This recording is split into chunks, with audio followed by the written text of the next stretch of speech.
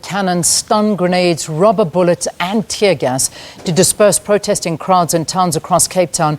This as the total shutdown protest continues this morning. Several people have been arrested for participating in the protest, which according to the City of Cape Town is illegal.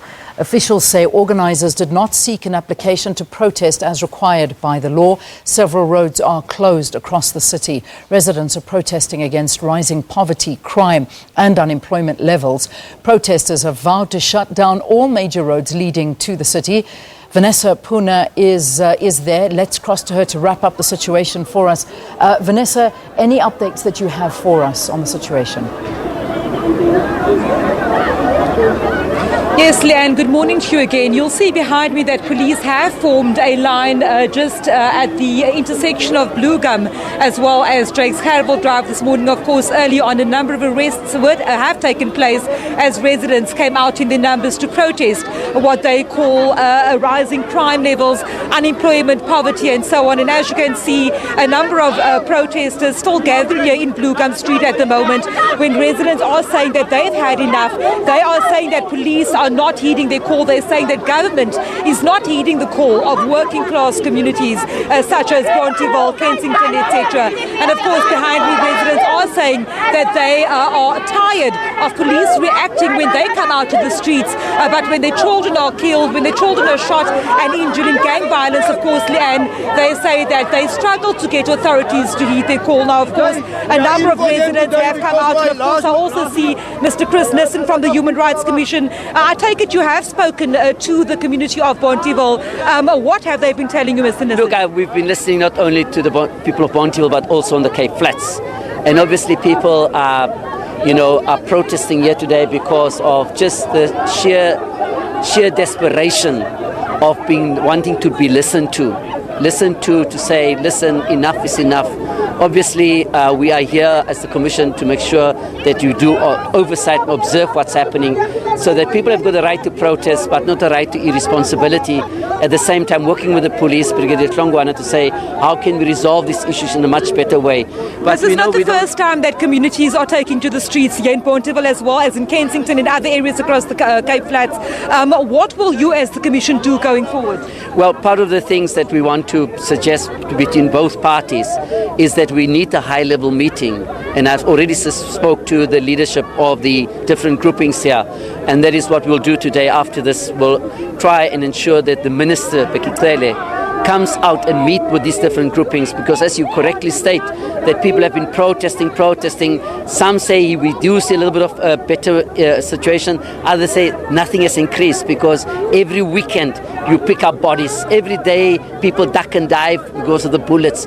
And so what we want to do is to build a better relationship between the communities and the South African police services and so on. Has government failed the people of the Cape Flats? Because this is what we're hearing over and over again. Government at various levels, local, provincial and national. This is what people are saying. They're telling us that they're living in the exactly same conditions they've lived in under apartheid. Is this so?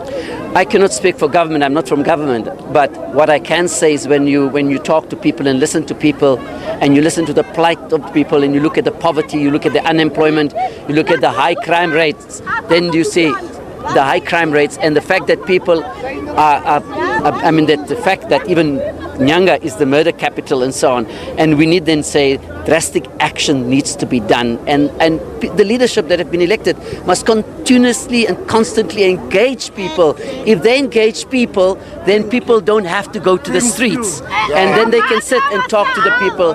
And that's what we need to do. Thank you very much, Mr. Chris Nissen, of course, from the Human Rights Commission. And behind me, community members saying that they are not going to move. They are saying that they have come out today to make their voices heard, not just here in Bonteheuwel, but across the Cape Flats. And of course, as I walk through... You do not want to give me a chance to speak. That is Bonteheuwel. It's marching. It's marching supposed to be free and legal. We do not need a permit. Why don't you give us what we want? MPs come and help us, not stand against us. What are the big issues for you, ma'am, living in The big issues, the gun shooting, that everything. They're stealing children. The government, they do nothing for our children, never us. Our husbands, they cannot go work due to the shooting in Bonteheuwel. We need to stay at home. The children are locked inside the house because we have to be here. We can't let our children run free. What is the way forward for the community of Bonteheuwel? For the government to stand with us as you can see, Leanne, the community of Bonteheuwel saying that for years they have been neglected, saying that for years their plight has been ignored by the various authorities, including government and police. And of course, at the moment, still a very terse standoff as the community stands gathered here in Blue Gum Street, saying that children are not allowed to be to play in the road. Children are not allowed to go to the shop for fear of them being caught up in gang violence.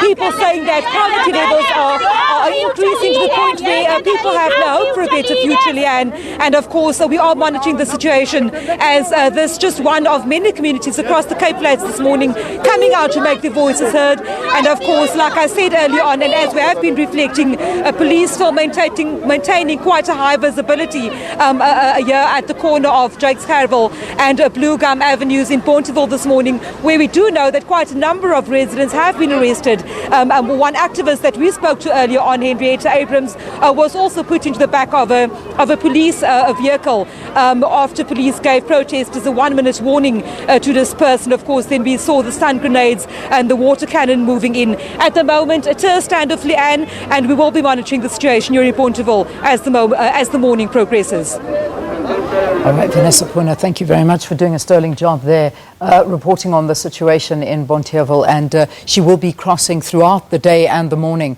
on our SABC News channel.